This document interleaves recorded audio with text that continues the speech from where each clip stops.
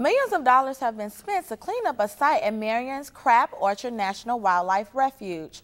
Ted Maguire has more about what those funds have done. Ted? Right now, Crab Orchard is trying to prevent erosion on site, but for years they've been removing harmful chemicals from the wildlife refuge. Called the Crab Orchard Superfund site, and it was once listed as one of the more contaminated wildlife sites in the country.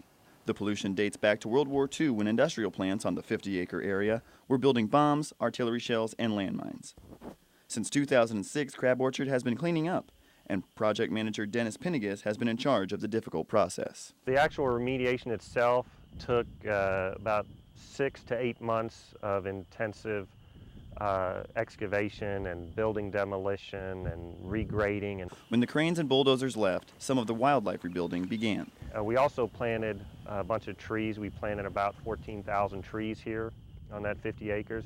And our goal is to kind of blend it in with the wildlife refuge. It's hard to imagine that this plain of grass was inhabited by heavy machinery and buildings that produced a cocktail of pollutants. The list includes PCBs, dioxins, heavy metals such as cadmium and lead, pesticides like DDT, and solvents such as trichloroethylene. With most of those chemicals gone and the refuge looking great, Pinnigus can look ahead. The future is just for it to blend in with the wildlife refuge.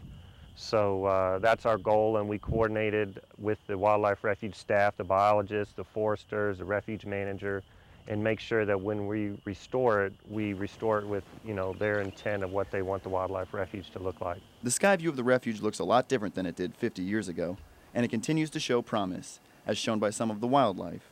Turkeys came in, they started their mating rituals on the site. We've got a lot of deer here. It's really working out well for the wildlife.